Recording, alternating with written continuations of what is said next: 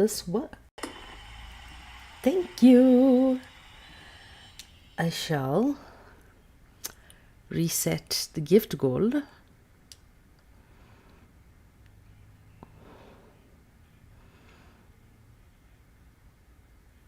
And choose the one that it chooses for me, I guess. Okay. So hi everyone, welcome. Welcome. Let's see if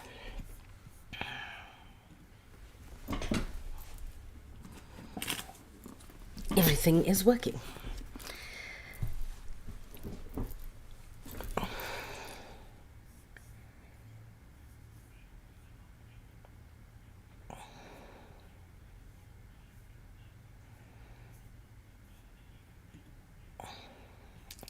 If somebody can please go to Twitch and see if it is. Oh, no, that's fine.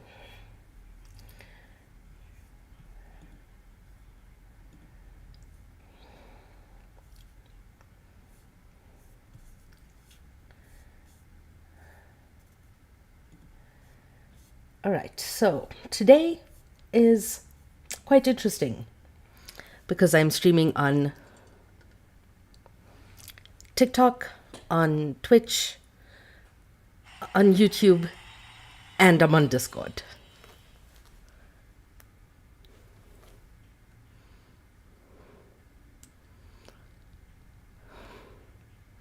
Jesus for enemas with 0 followers and saying that I am a compulsive liar.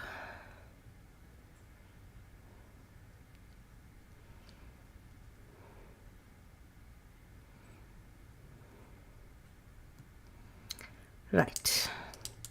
Anyway, Geeky, do you mind if I mod you?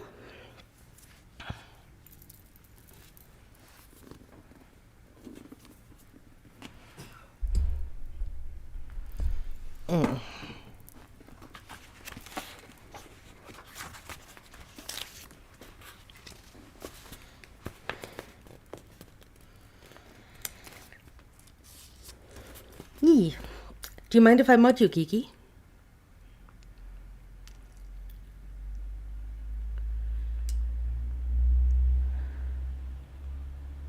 Okay, I don't know if they're here.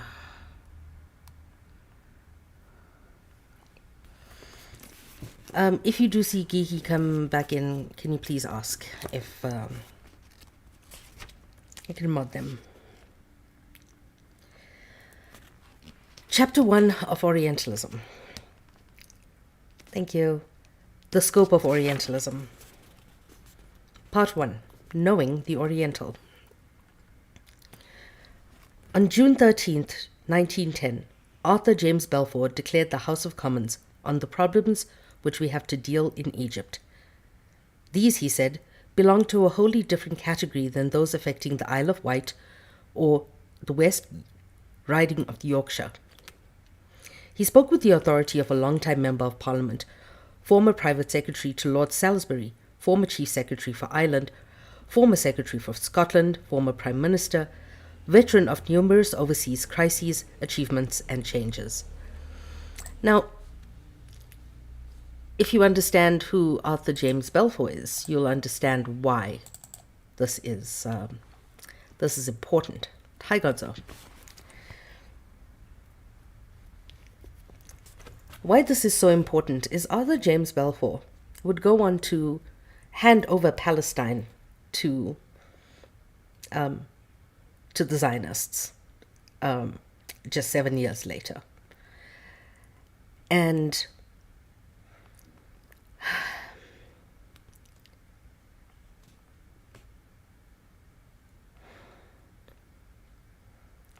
he was such a pivotal figure in how Britain's role in essentially the colonialist view of the East was seen, because it was always taken as like, well, the Middle East specifically.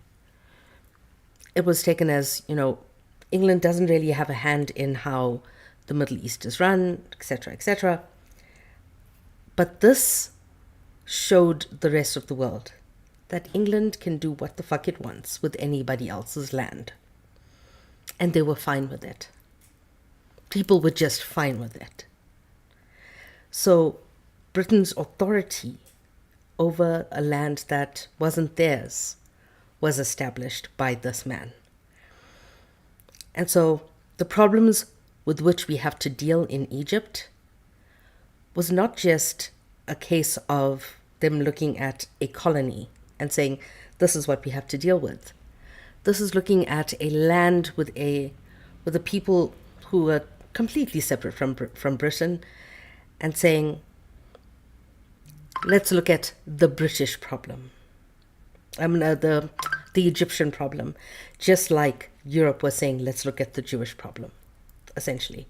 There was no problem. There was no problem with the Jewish people. It was Christians who had a problem with the Jewish people. There was no problem with Egypt. It was a problem that the British had with Egypt because the Egyptians were not playing ball. Why have I been summoned? You've been summoned because I'm reading. But also, I had to tell you earlier, it's a pity you're gay. Because that brain of yours is so fucking attractive.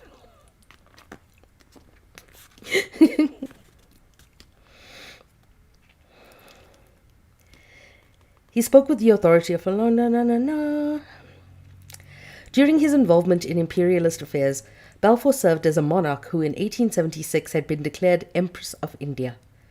He had been especially well placed in positions of uncommon influence to allow the Afghan and Zulu wars, the British occupation of Egypt in 1882, the death of General Gordon in Sudan, the Fashoda incident in the Battle of Durman in the Boer War, the Russo-Japanese War. In addition to his remarkable social eminence, the breadth of his learning and wit, he could write on such varied subjects as Bergson, Handelsson, theism, and golf, his education at Eton and Trinity College, Cambridge, and his apparent command over imperial affairs all gave considerable authority to what he told the Commons in June 1910. Hi, Everett.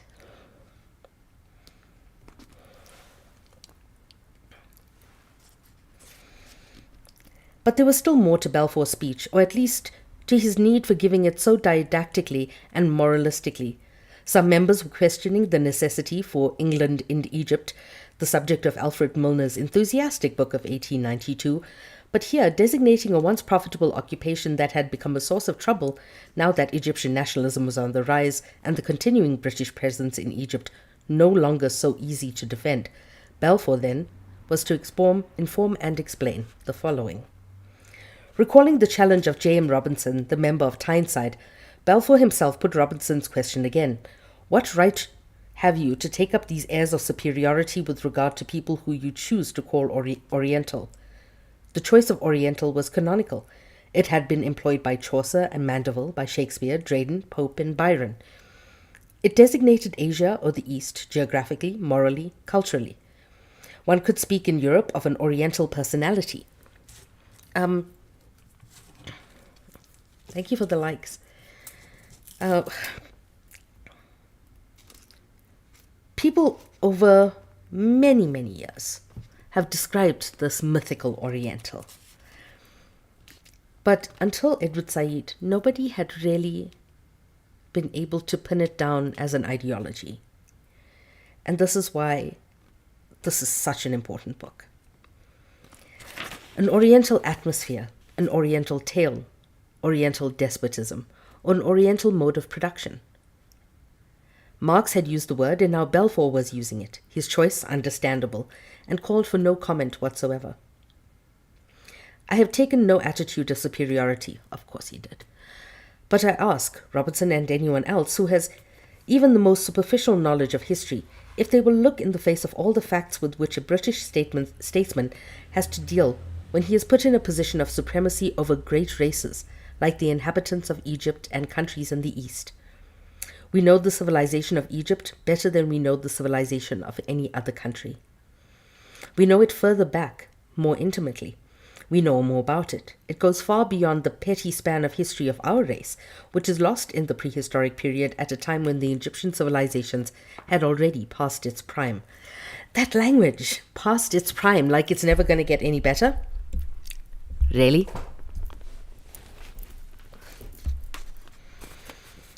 Look at all the Oriental countries. Do not talk about superiority or inferiority. Two great themes dominate his remarks here in what will follow: knowledge and power. And it really is all about knowledge and power. What you know and how you apply it when it comes to policy. The Baconian themes. As Balfour justifies the necessity for British occupation of Egypt, supremacy in his mind is associated with, quote-unquote, our knowledge of Egypt, and not primarily with military or economic power. Knowledge to Balfour means surveying a civilization from origin to prime to decline, and of course it means being able to do that. Knowledge means rising above immediacy, beyond self, into the foreign and distant. The object of such knowledge is inherently vulnerable to scrutiny. This object is a fact which, if it develops, changes, or otherwise transforms itself in a way that civilizations frequently do, nevertheless is fundamentally, even ontologically, stable. Thank you.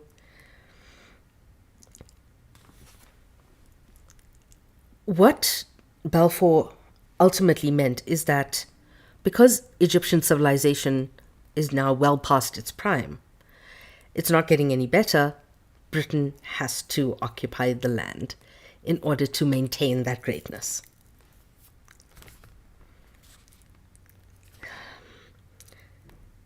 To have such knowledge of such a thing is to dominate it, to have authority over it.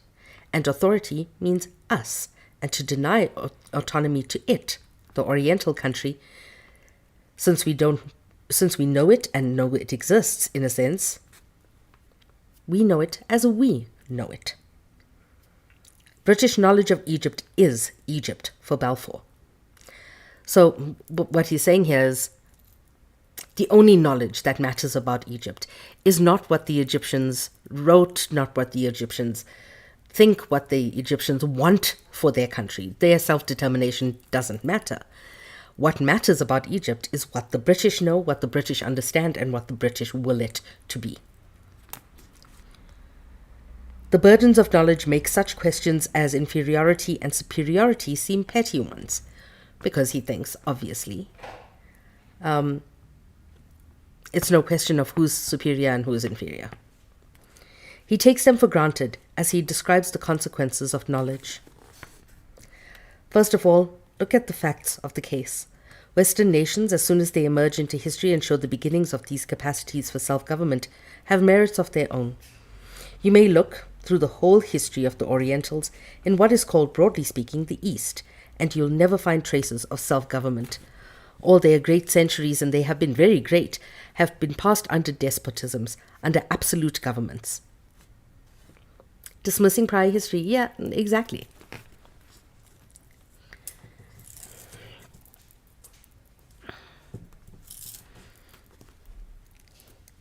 All their great contributions to civilization, and they have been great, have been made under the form of government, that form of government. Conqueror has succeeded conqueror. One domination followed another. But never in all the revolutions of fate and fortune have you seen one of these nations, of its own motion, established what we, from a Western point of view, call self-governance. That is a fact. It's not a question of superiority and inferiority. I suppose a true Eastern sage would say, the working government which we have taken upon ourselves in Egypt and elsewhere is not work worthy of a philosopher. It is the dirty work, the inferior work, carrying on the necessary labor. Now,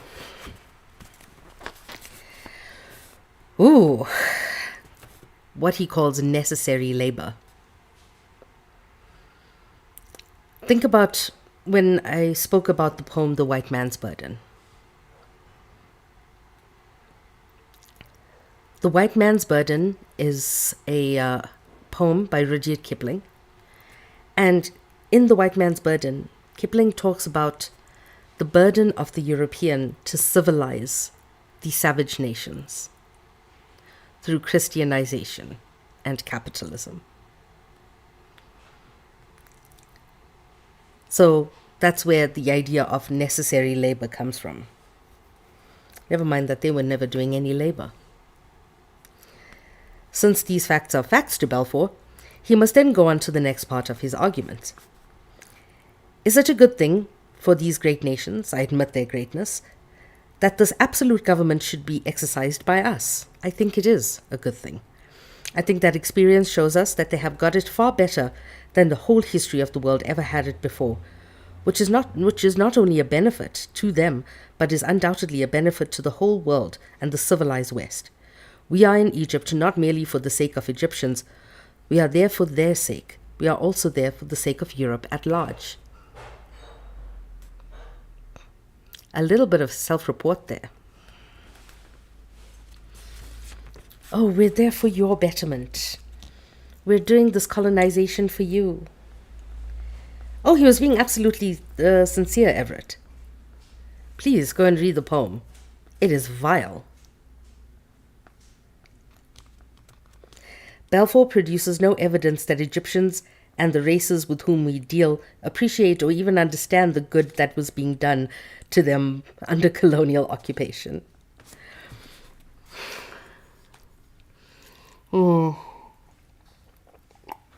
Kipling was fucking racist.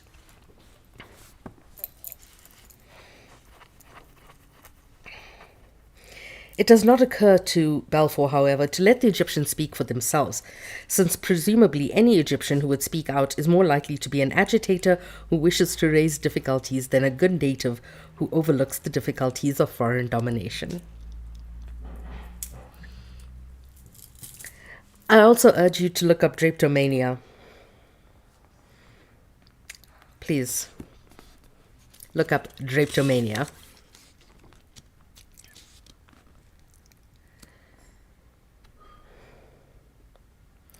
And so, having settled the ethical problems, Balfour turns at last to the practical ones. If it is our business to govern with or without gratitude, or with or without the real and genuine memory of the loss which we have relieved the population, Balfour by no means implies as part of loss the indefinite postponement of Egyptian independence, and no vivid imagination of all the benefits we have given to them, if that is our duty, how is it to be performed? England exports the very best to these countries. No, they don't. They never did. These selfless administrators do their work. They're not selfless, they're racist. Amidst tens of thousands of persons to be belonging to a different creed, a different race, a different discipline and conditions of life. What makes their work of governing possible is their sense of being supported at home by a government that endorses what they do. This colonial bullshit drives me fucking nuts. Yet directly, the native populations have an instinctive feeling that those with whom they have to deal have not behind them the might, authority, sympathy, and ungrudging support of the country that sent them there.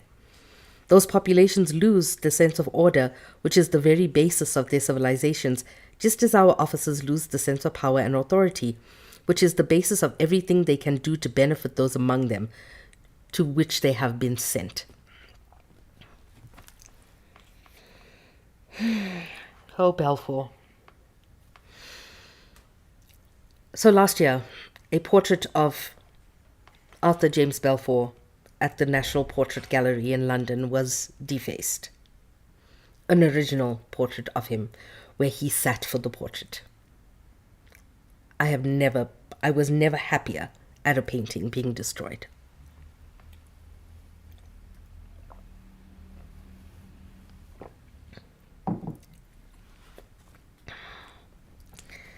Balfour's logic here is interesting, not least for being completely consistent with the premises of his entire speech. England knows Egypt. Egypt is what England knows.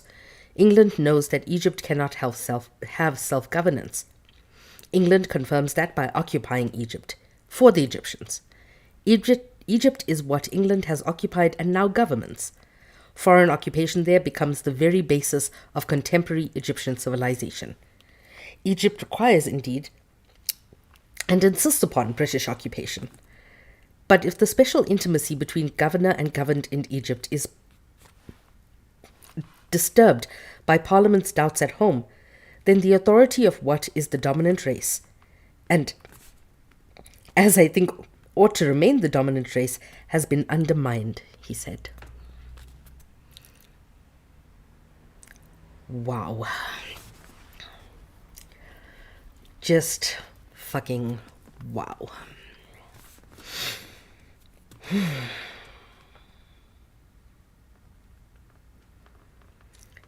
Right, Brie?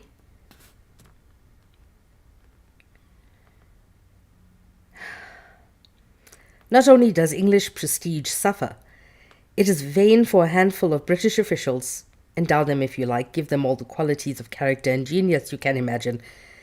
Is it possible for them to carry out the great task which in Egypt not we only, but the civilized world have imposed upon them? Oh, this was Arthur James Balfour writing in 1910. And it appears in Edward Saïd's book that was written in 1973 called Orientalism.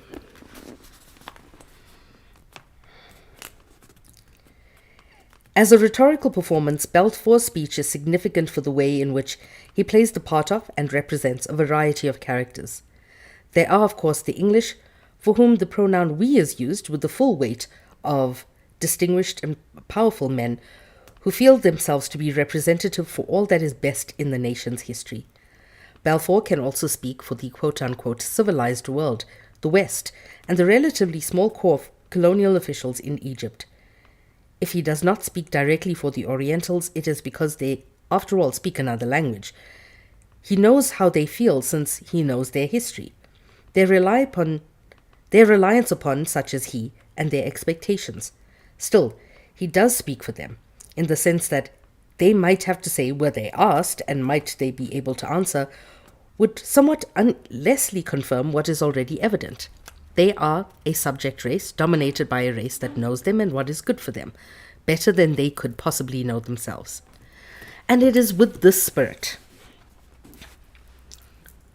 with this essence, that Palestine was taken and given to the Zionists.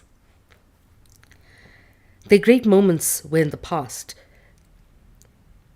They are useful in the modern world only because the powerful and up-to-date empires have effectively brought them out of the wretchedness of their decline and turned them into rehabilitated residents of productive colonies. Ew. Egypt in particular was an excellent case in point, and Balfour was particularly aware of how much right he had to speak as a member of his country's parliament on behalf of England, the West, Western civilization, etc., about modern Egypt. For Egypt was not just another colony. It was a vindication of Western imperialism. It was, until its annexation by England, an almost academic example of Oriental backwardness. It was to become the triumph of the English knowledge and power.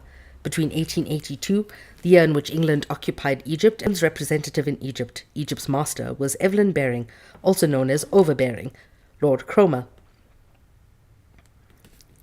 On July 30th, 1907, it was Balfour in the Commons who had supported the project to give Cromer a retirement prize of £50,000 as a reward for what he had done in Egypt.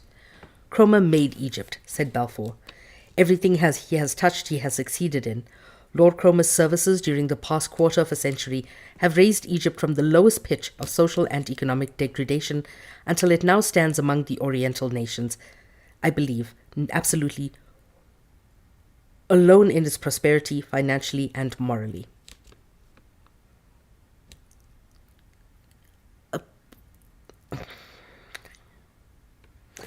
How Egypt's moral prosperity was measured, Balfour did not venture to say.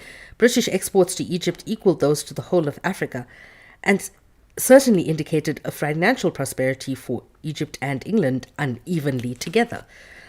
But what really mattered was the unbroken, all-embracing Western tutelage of an Oriental country, from scholars, missionaries, businessmen, soldiers, and teachers who prepared and implemented the occupation, to the high functionaries like Cromer and Balfour, who saw themselves as providing for, directing, and sometimes even forcing Egypt's rise from Oriental neglect to its present lonely eminence. If British success in Egypt was as exceptional as Balfour said, It was by no means an inexplicable or irrational success. Egyptian affairs had been controlled, according to a general theory expressed by both Balfour and his notions about Oriental civilization, by Cromer and his management of everyday business in Egypt. The most important thing about the theory working during the first decade of the 20th century was that it worked staggeringly well. The argument, when reduced to its simplest form, was clear, precise, easy to grasp. There are Westerners and there are Orientals. The former dominate, the latter must be dominated, which usually means having their land occupied, internal affairs rigidly controlled, their blood and treasure put at the disposal of another Western power. Balfour and Cromer, as we shall soon see, could strip humanity down to such ruthless cultural and racial essences. It was not an indication of their particular viciousness, rather an indication of how streamlined a general doctrine had become by the time they put it to use. Any questions so far?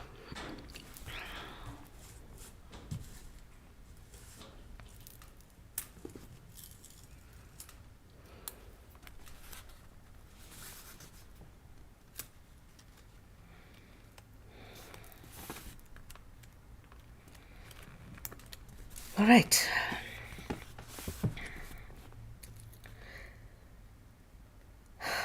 Unlike Balfour, whose theses on Orientals pretended to objective universality, Cromer spoke about Orientals specifically as what he had ruled or had to deal with, first in India, and then for the 25 years in Egypt, during which he emerged as the paramount consul general in England's empire. Balfour's Orientals are Cromer's subject races. He made the topic of a long essay published in the Edinburgh Review in January 1908, once again, knowledge of subject races or Orientals, making their management easy and profitable. Knowledge gives power, and more power requires more knowledge, and so on, in an increasingly profitable dialectic of information and control. Yes, it was a nickname, overbearing.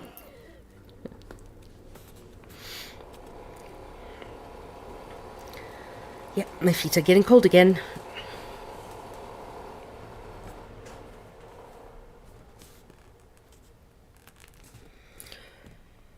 Cromer's notion is that England's empire will not dissolve if such things as militarism and commercial egoism at home and free institutions in the colony, as opposed to British government, according to the code of Christian morality, are kept in check. For if, according to Cromer, logic is something, the existence of which the Oriental is disposed altogether to ignore, the proper method of ruling is not to impose ultra-scientific measures upon him or to force him bodily to accept logic. Rather, to understand his limitations and endeavor to find in the contentment of the subject race more worthy, and it may be hoped a stronger bond of union between rulers and ruled. Lurking everywhere behind the pacification of the subject race is imperial might, more effective for its refined understanding and infrequent use than for soldiers, brutal tax gatherers, and incontinent force.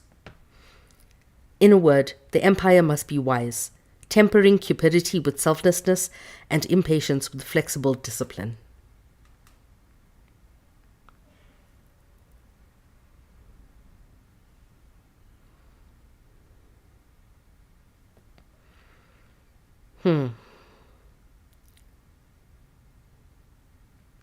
Wow.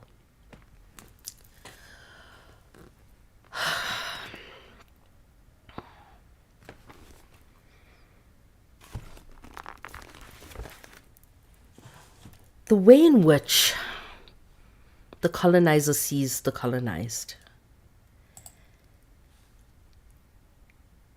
To actually make sense of it is an exercise in futility, because the only thing we can say is that it is rooted in such deeply entrenched white supremacy. The idea that the colonized do not need to understand what their colonizer is talking about, they just need to be governed because they are unfit to govern themselves. It is absolutely disturbing. Exactly. The matter-of-fact nature, it's like, oh, we all know that they're stupid. Like what? Hello?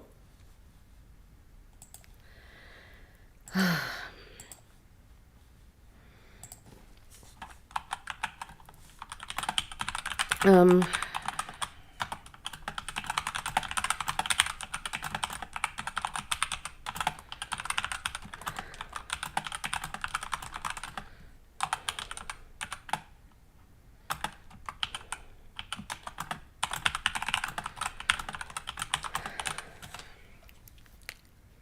it does make the Balfour Declaration make sense, because it was done in the spirit of superiority, of Western superiority, of European superiority, because they weren't handing over Palestine to Jewish people from the Middle East. They weren't handing Palestine to Jewish people from Africa or any other part of the world. They were handing Palestine over to European people, to white European people.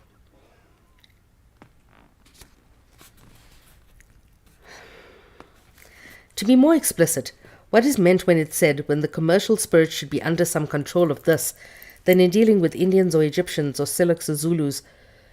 The first question is to consider what these people, who are all nationally speaking, more or less pupils, themselves think is best for their own interest. Although this is a point which deserves serious consideration. This is in Balfour's words. It is essential that each special issue should be decided mainly with reference to what, by the light of Western knowledge and experience tempered by local considerations, we conscientiously think is best for the subject race, without reference to any real or supposed advantage which may accrue to England as a nation, or, which is more frequently the case, to the special interest represented by some or one or more of influential classes of Englishmen. So they're saying, it doesn't really matter what the British need. We're doing this so out of the goodness of our hearts. The reason that they were doing this was for extraction. Complete extraction.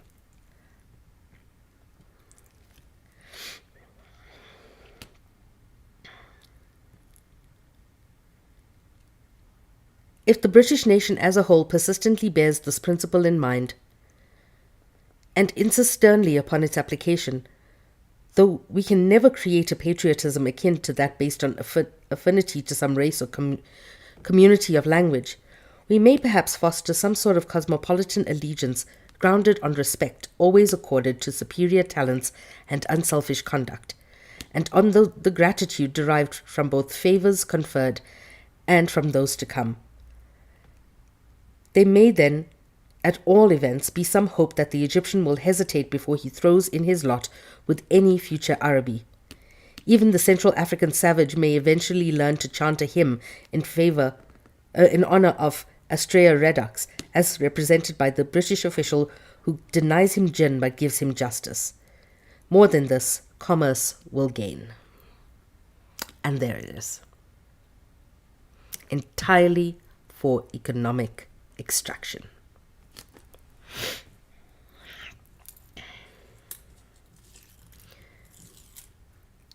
It makes my head fucking hurt.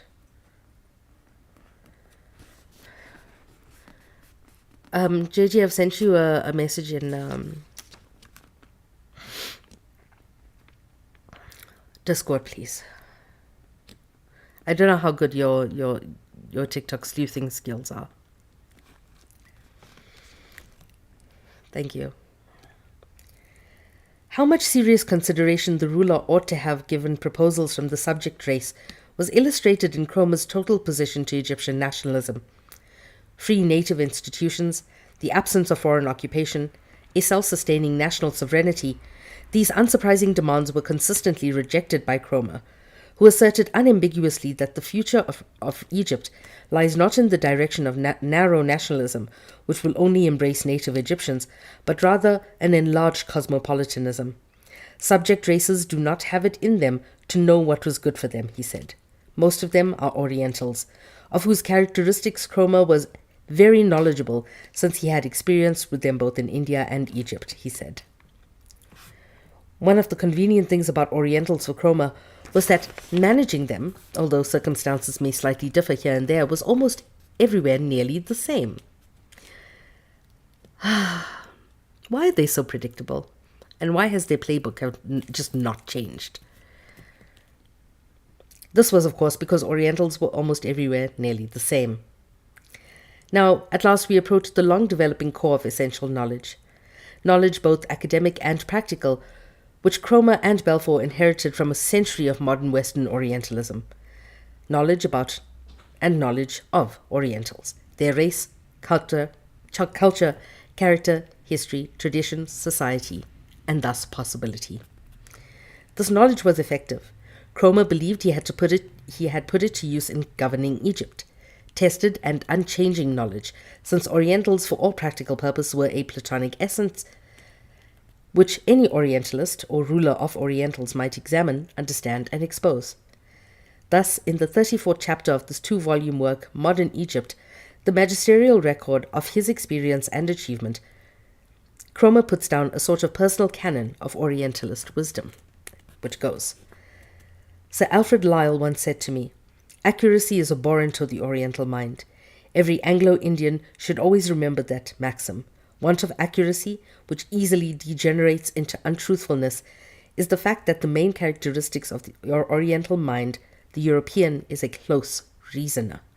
His statements of fact are devoid of ambiguity. He is a natural logician. He may not have studied logic, but by nature he is skeptical and requires proof before he can accept the truth of any proposition." This cannot be further from the truth. Look at the white people we fight with on this app. His trained intelligence works like a piece of mechanism. The mind of the Oriental, on the other hand, is like his picturesque streets, eminently wanting in symmetry. His reasoning is the most slipshod. Although the ancient Arabs acquired in somewhat higher degree the science of dialectics, their descendants are singularly deficient in logical faculty, often incapable of drawing the most obvious conclusions from any simple premise of which they may admit the truth. Endeavor to elicit a plain statement of facts from any ordinary Egyptian, the explanation will be lengthy and wanting in lucidity. He will probably contradict himself half a dozen times before finishing his story, often breaking down under the mildest process of cross-examination. This racism is unbearable.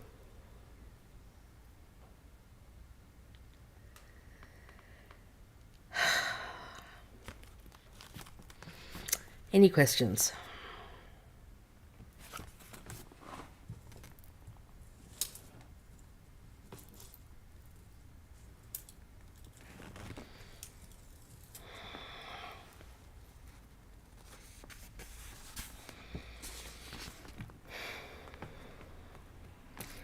Orientals or Arabs are thereafter shown to be gullible, devoid of energy and initiative, much given to fulsome flattery, intrigue, cunning, and unkindness to animals. Orientalists cannot walk on either a road or pavement because their disordered minds fail to understand what clever Europeans grasp immediately, that roads and pavements are made for walking. Orientals are inveterate liars, lethargic and suspicious, and in everything oppose the clarity, directness, and nobility of the Anglo-Saxon race. Wow. Cromer makes no effort to conceal that Orientals for him were always and only human material he governed in British colonies. "I am only a diplomat and administrator whose proper study is also man, but from the point of view of governing him." Ew. Cromer says, "I content myself with nothing but the fact that somehow or the other the Oriental generally acts, speaks, and thinks in a manner exactly opposite to the European. Cromer's descriptions are, of course, based partly on direct observation, yet he refers to orthodox Orientalist authorities, in particular Ernest Renan and Constantine de Volney, to support his views. To these authorities he also defers when it comes to explaining why Orientals are the way they are. He has no doubt that any knowledge of the Oriental will confirm his views, which, to judge from his description of the Egyptian breaking under cross-examination, find the Oriental to be guilty either way. The crime was that the Oriental was an Oriental, and an accurate sign of how commonly acceptable such a tautology it was that it could be written out without even an appeal to European logic of the symmetry mind.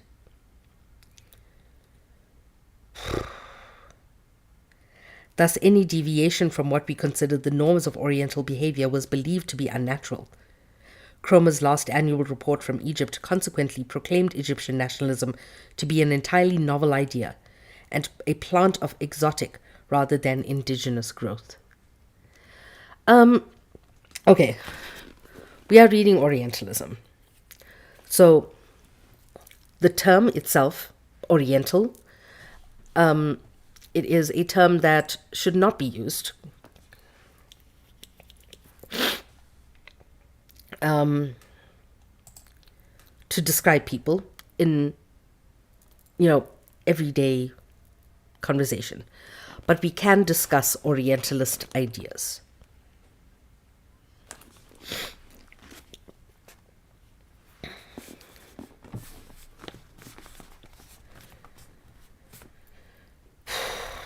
This is exhausting. We would be wrong, I think, to underestimate the reservoir of accredited knowledge, the codes of Orientalist orthodoxy, to which Cromer and Balfour refer everywhere in their writing and in their public policy. And this is exactly what Ibram Kendi talks about, is that racist ideas lead to racist policy. This is exactly it. When somebody like Cromer has a racist idea, it goes to people like Balfour, who then institute racist policy.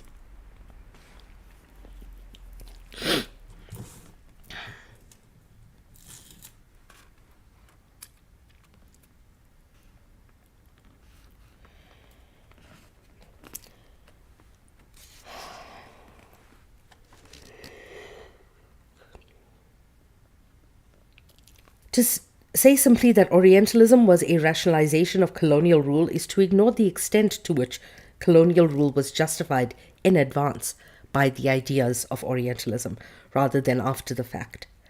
Men have always divvied up the world into regions after having real or imagined distinction from the other.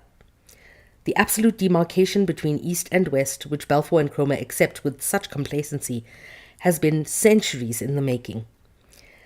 There were, of course, innumerable voyages of discovery, contacts through trade and war, but more than this, since the middle of the 18th century, there had been two principal elements in the relation between East and West.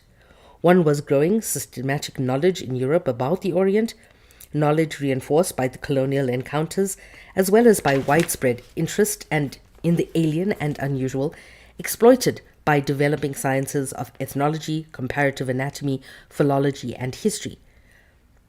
Furthermore, to this systematic knowledge was added a sizable body of literature provided by novelists, poets, translators, and gifted travelers. The other feature of Oriental-European relations was what Europe was always in a position of strength, not to say domination.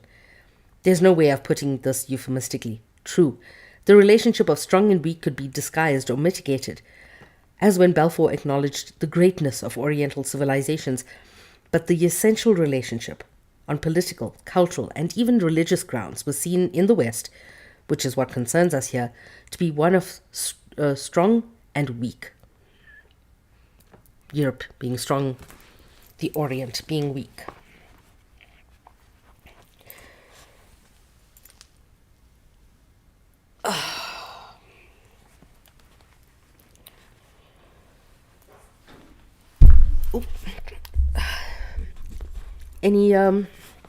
Any questions? I'm going to end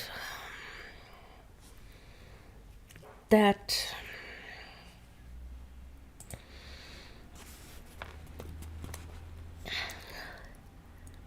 And if anybody wants to join me for a post-live discussion on Discord, please join through the link in my bio. I'll be sitting there and writing. This is Edward W. Saïd, a Palestinian-American author who passed in 2003. So yeah, if anybody wants to join me for a post-reading discussion in the Discord, please feel free to do so. I will be sitting there and I will be working. If nobody shows up, then I'm going to roam the TikTok streets while I work.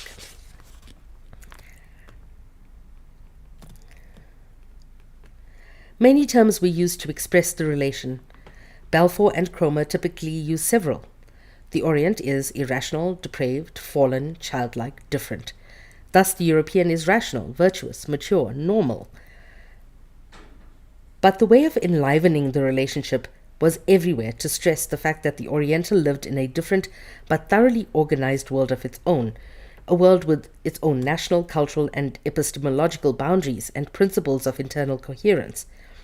Yet what gave the Oriental's world its intelligibility and identity was not the result of its own efforts. Thank you, Point Blank. I adore you, brother.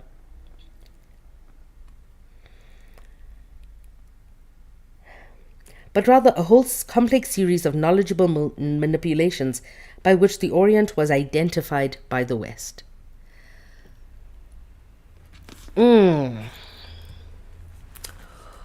Oof. Okay. I'm going to put it this way.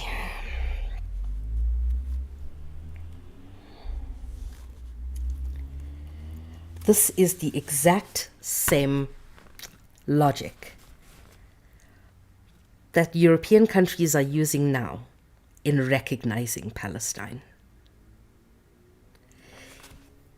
It is assumed by their recognition, by their understanding, by their definition, only through Western, thank you, Iskander, but only through Western means, only by Western validation does Palestine exist.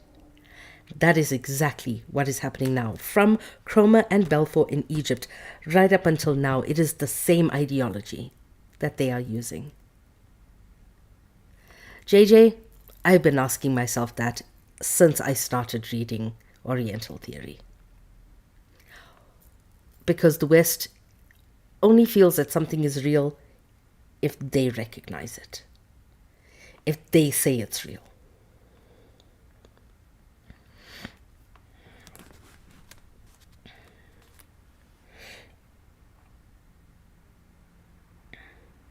Thus, the two features of cultural relationship I've been discussing come together. Knowledge of the Orient, because generated out of strength, it in a sense creates the Orient, the Oriental and his world. In Cromer and Balfour's language, in the Oriental is depicted as something one judges, as in a court of law, something one studies or depicts, as in a curriculum, something one disciplines, as in a manual.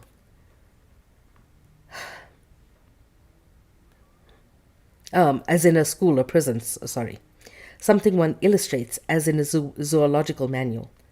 The point is that in each of these cases, the Oriental is contained and represented by dominating frameworks. And so where do these come from? Cultural strength is not something we can discuss easily, and one of the purposes of the present work is to illustrate, analyze, and reflect upon Orientalism as an exercise of cultural strength. So, were any of you on Nine Eyes Live this morning?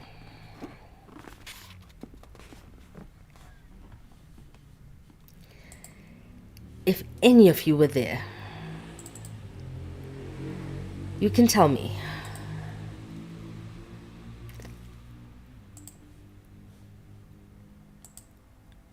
how do people like Snackety exist without consequence? It's this kind of mindset.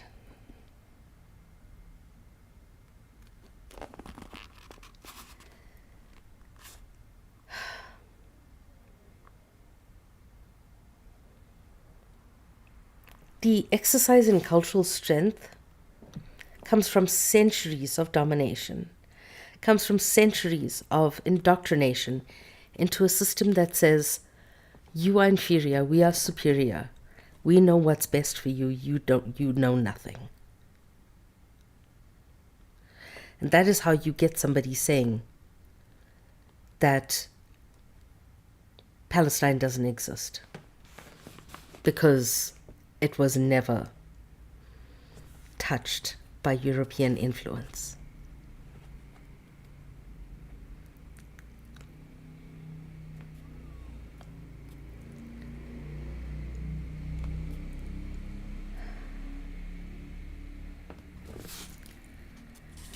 Let me see where... Actually, I'm going to stop there. If you have any questions, yeah, let's talk.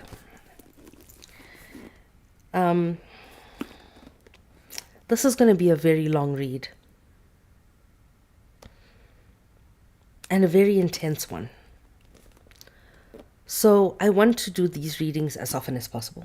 I'm still going to do them on every Wednesday, but I'm going to try to include Mondays and maybe a little bit later on Fridays if I'm around.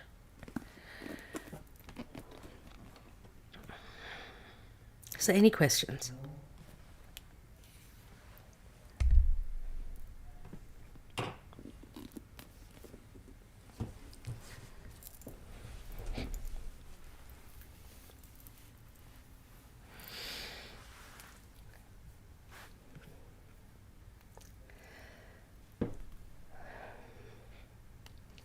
All right, what I'm going to do here is goodbye to